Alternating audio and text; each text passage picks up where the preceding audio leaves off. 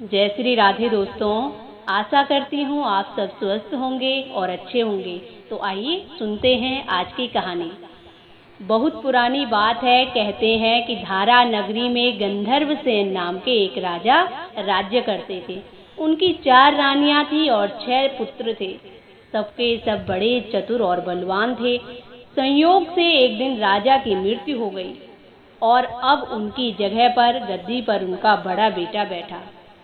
कुछ दिन उसने राज किया, लेकिन छोटे भाई ने अपने बड़े भाई को मार डाला और स्वयं राजा बन बैठा और उस गद्दी को चलाने लगा। दिनों दिन उसका राज्य बढ़ता गया और एक दिन ऐसा आया जब वो सारे जम्बू द्वीप का राजा बन बैठा।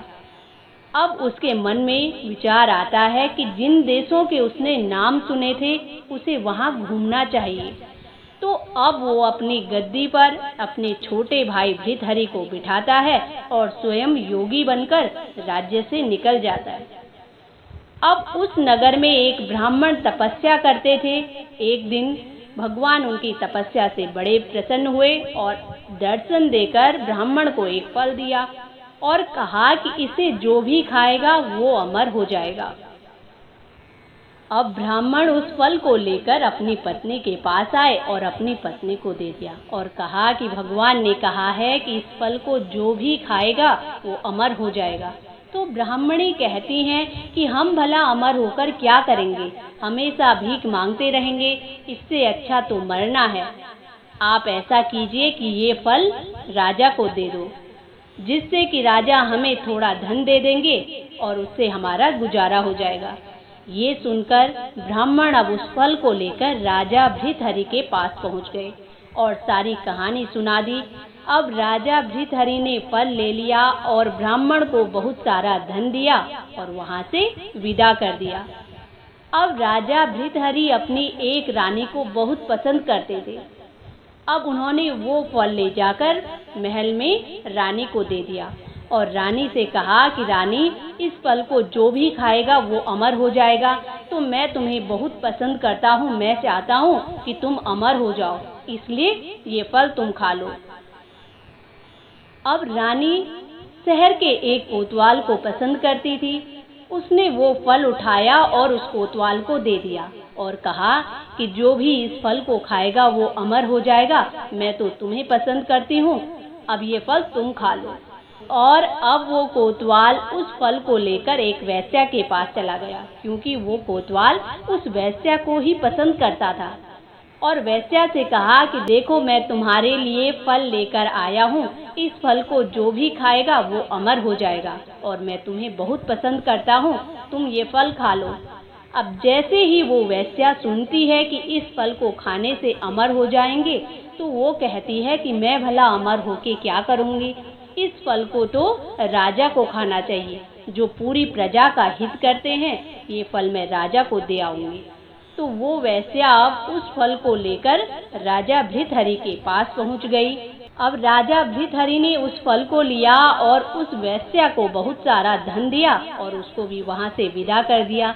लेकिन जब राजा भृतहरि ने उस फल को बड़े ध्यान से देखा तो पहचान लिया। उनको बड़ी चोट लगी, लेकिन अभी उन्होंने किसी से कुछ नहीं कहा। अब वो महल में जाते हैं और रानी से पूछते हैं कि मैंने तुम्हें एक फल दिया था, तुमने उसका क्या किया?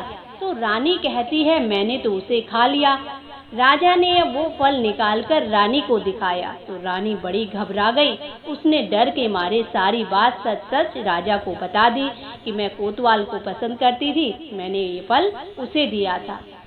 जैसे ही राजा ने ये बात सुनी तो राजा का दिल बड़ा दुखी हुआ और राजा कहने लगे कि ये दुनिया बड़ी माया जाल है, इसमें कोई भी अपना नहीं है। अब राजा उस फल को लेकर बाहर आए और उसे धुलवाकर स्वयं ही खा लिया। फिर राजा भृतहरि ने सारा राजपाट छोड़ दिया और योगी का भेष धारण करके जंगल में तपस्या के लिए चले गए।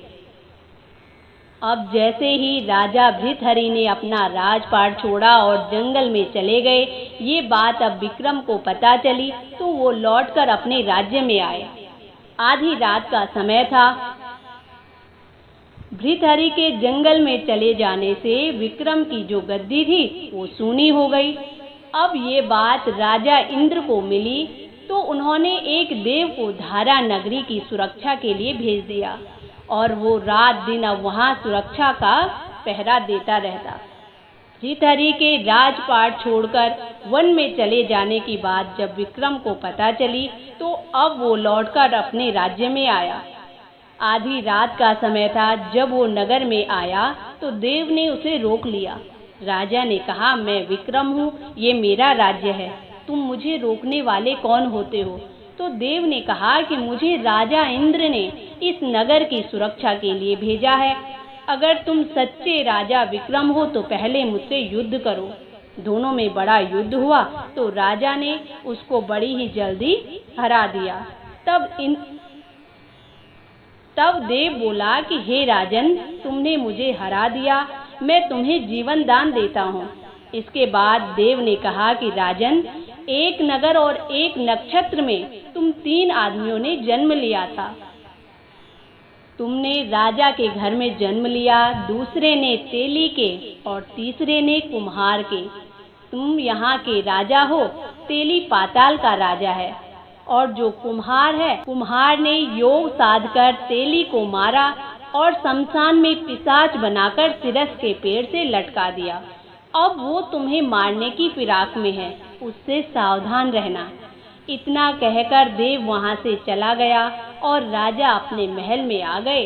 राजा को वापस आए देख सबको बड़ी खुशी हुई और नगर में आनंद मनाया गया और राजा फिर से अपना राजपाट संभालने लगे। पूरी प्रजा खुश थी। तो दोस्तों, ये थी आज की कहानी। आप सबको कैसी लगी? इसी के साथ जय श्री राधे।